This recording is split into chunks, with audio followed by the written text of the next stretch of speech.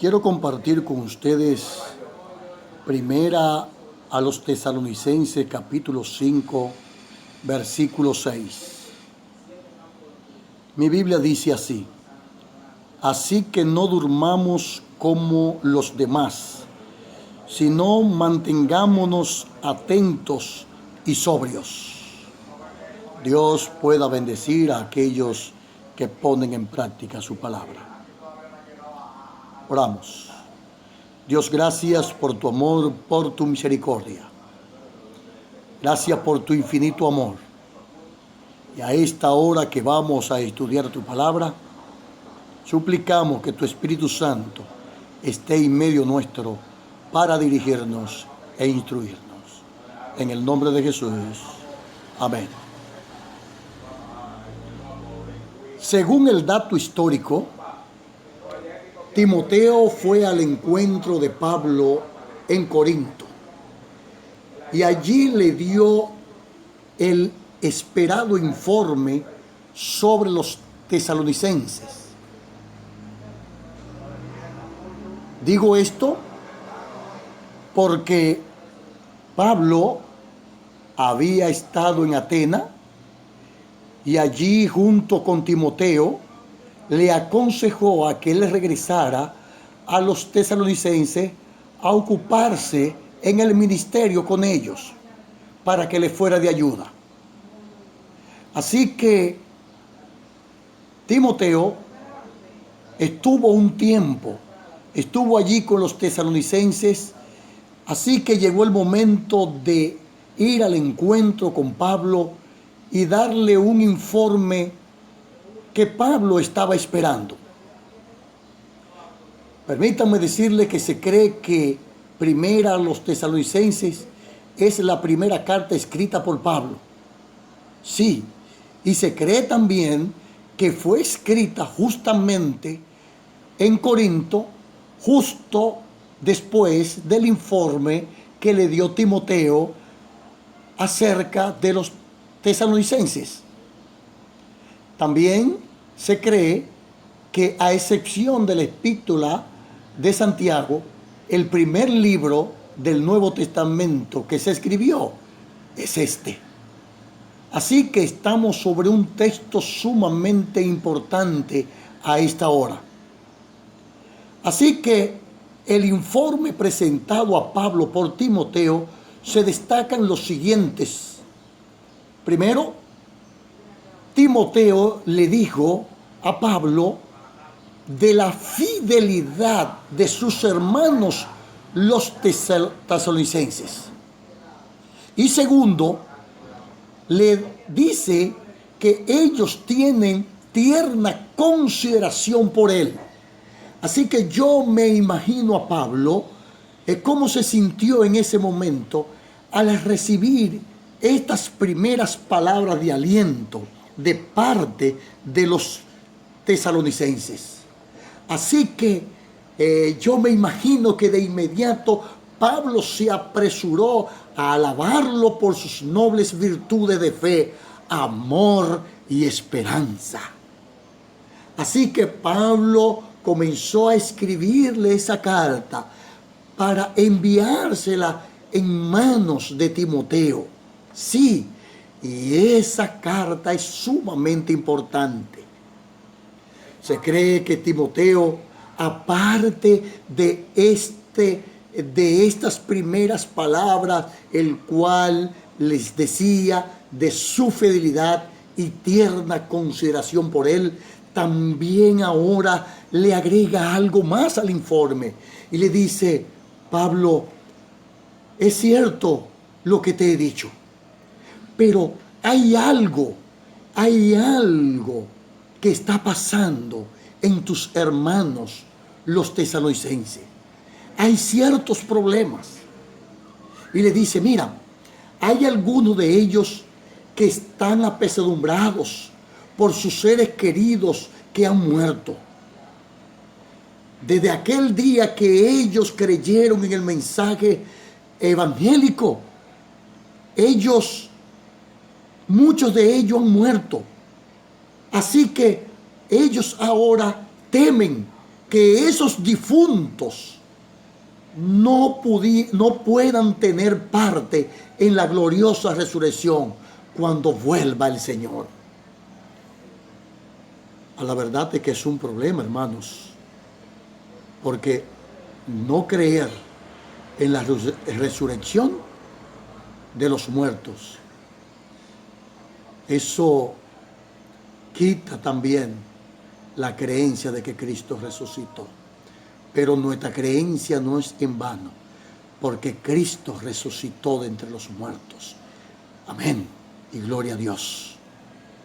Y el otro punto que Timoteo le dijo a Pablo en cuanto al problema fue que otros se habían fanatizado con el segundo advenimiento de Jesús a la tierra, sosteniendo que ellos no debían trabajar sino esperar la venida del Señor en ociosa expectativa. Esto sí también era otro problema serio que tenían los tesalonicenses. Solo ese segundo punto, hermanos, había provocado una división entre ellos mismos. Sí, esto había provocado que algunos estaban volviendo al mundo y se hallaban en peligro de sumirse en la inmoralidad. Un grupo de ellos estaba volviendo al mundo, estaban volviendo a su antigua andanza. Aquellos que tenían sus vicios, sus corruptelas y sus cosas, habían vuelto al mundo porque esto había traído división. Otro grupo que salió fruto de este segundo punto fue aquellos que entendían que debían tomar la dirigencia de la iglesia por su propia cuenta, desobedeciendo así a los legítimos dirigentes de la iglesia. Así que ahora encontramos tres grupos. Sí, mis hermanos, tres grupos encontramos. Encontramos un grupo de ociosos, encontramos el grupo de los pocos de ánimo y encontramos el grupo de los débiles. Sí, mis hermanos, el grupo de los ociosos era aquellos que habían provocado serios problemas, creyendo que ya el Señor regresaba a la tierra, que ya no había necesidad de trabajar, que ya no había necesidad de estudiar, que ya no había necesidad de casarse, que ya no había necesidad de continuar la vida, que era necesario ya sentarse de una manera tan ociosa que ya ellos no tenían ningún tipo de expectativa. Oh, mis hermanos, déjenme decirle que este grupo de ociosos no solamente surgió en el tiempo de los tesalonicenses, también los encontramos a través de las edades, también las encontramos en nuestro tiempo. Encontramos en nuestras iglesias a grupos de personas decir: ya el Señor viene, hasta tal punto que algunos dicen: ya es el tiempo de estar en un lugar separado de los demás, a tal punto que ya no hay que predicar el evangelio. Ya hay que estar quietos en un lugar solo a esperar la venida del Señor Jesús. El segundo grupo es el grupo de los de poco ánimo. Es aquellos que entendían que esto no iba más, que eso no era cierto lo que esta gente decían. Lo de este primer grupo, de que ya el Señor ya regresaba, porque ya estaban fanatizados. Ahora ellos se fueron al otro extremo, y al irse al otro extremo, ahora están también de forma difícil, porque ahora están sumergidos en su inmoralidad, totalmente sumergidos en el pecado. De paso, hermanos, déjenme decirle que los extremos son peligrosos. Los extremos no hay vida. Hay perdición en los extremos. Tanto se pierde uno como se pierde el otro. El otro grupo que encontramos es el grupo de los débiles. Son aquellos que tienen las escrituras, la leen, pero no las entienden. No la entienden. Estudian la Biblia para darle la vuelta que ellos quieren. Y darle la vuelta que ellos quieren es también perderse, porque solamente Dios es el que guía a su pueblo. Hay muchos que dicen que los dirigentes de la iglesia perdieron la ruta, que ya están sin rumbo, que no orientan el pueblo. Sí, es cierto que muchas veces encontramos a algunos que están sin información. Sí, es cierto, pero déjenme decirle que en su totalidad no es así. Déjenme decirle que Dios tiene sus dirigentes en las iglesias, porque en todo tiempo Él lo ha hecho, porque Dios es el que guía su iglesia. Él es el sustentador, Él es el guiador de su pueblo. Si leemos no solamente el Antiguo Testamento, sino el Nuevo Testamento, vemos que Dios siempre ha dirigido a su pueblo. Lo hizo a través de Moisés, lo hizo a través de Elías, lo hizo a través de otros. Si leemos también en el Apocalipsis, encontramos allí que hay dirigentes en las iglesias de todos los tiempos. Así que Dios siempre ha dirigido su iglesia. Así que tomar la rienda del pueblo de Dios o querer dirigir el propósito de Dios a tu antojo, también eso es un extremo y eso es peligroso, y también eso puede llevarte a la perdición. Por tal motivo es de vital importancia que nosotros pongamos atención al capítulo 5 de Primera a los Tesalonicenses, especialmente del 1 al 11, para que no incurramos en errores como estos. Es de vital importancia, hermanos, entender que el Señor sí tiene un día y una hora cuando ha de venir a la tierra. Y no es motivo de que nosotros nos sentamos, que nos quedemos ociosos en nuestras casas, en nuestros propios quehaceres, diciendo que ya el tiempo no es más. Son cosas que le corresponde al Señor, y Él sabe justo el día y la hora cuando ha de venir a la tierra. Pablo le está diciendo a los tesalonicenses en esta su primera carta que hay cosas importantes de las cuales deben preocuparse, y no es justamente de saber los tiempos. Es cierto que Dios le dio indicadores, y aún dándoles indicadores le dijo: aún no es el fin, porque el día y la hora nadie lo sabe. Y eso es importante que muchos cristianos o muchos religiosos lo entiendan. Muchos estamos interesados, ocupados en marcar un tiempo antes que marcar una piedad práctica, no solamente en nuestras vidas, sino en aquellos que nos rodean.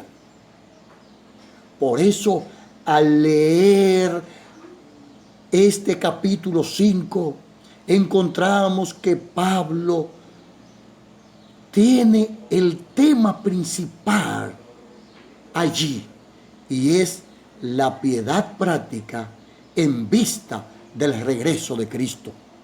Por esta razón quiero detenerme en el capítulo 5 y dar un vistazo a estas cosas importantes que nos afirmarán para el regreso de nuestro Señor Jesucristo.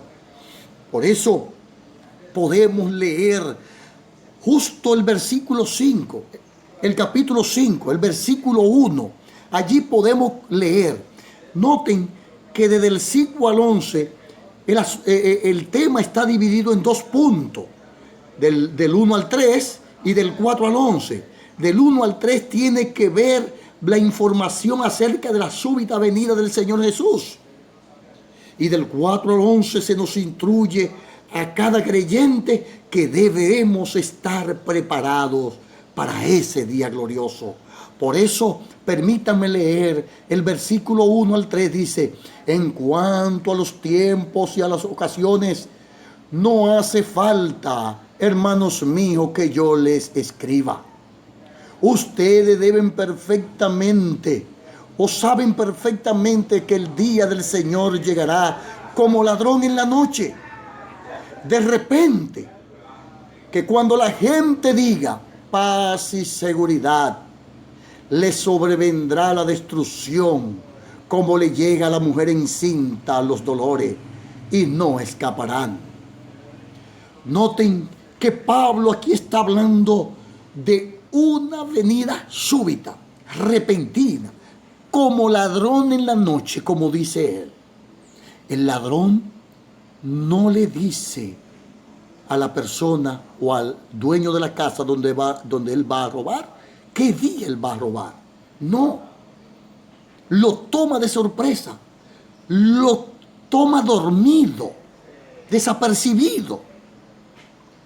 Y déjenme decirle que en este grupo, en este primer grupo, podríamos marcar lo siguiente: cuando el Señor venga, su venida será súbita, solo para aquellos que no están preparados, aquellos que no creen en el Señor, aquellos que nunca hicieron un arreglo para encontrarse con el dador de la vida, con aquellos que prefirieron vivir su vida a su manera, tener su propia creencia, vivir su vida a su antojo, hacer interpretaciones a su antojo.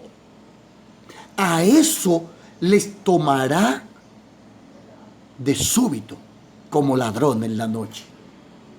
Pero lo importante es ahora leer desde el versículo 4. Noten, pero ustedes, noten la diferencia que hace Pablo. Pero ustedes, gloria a Dios por siempre. Hermanos, ustedes no viven en tinieblas, jamás.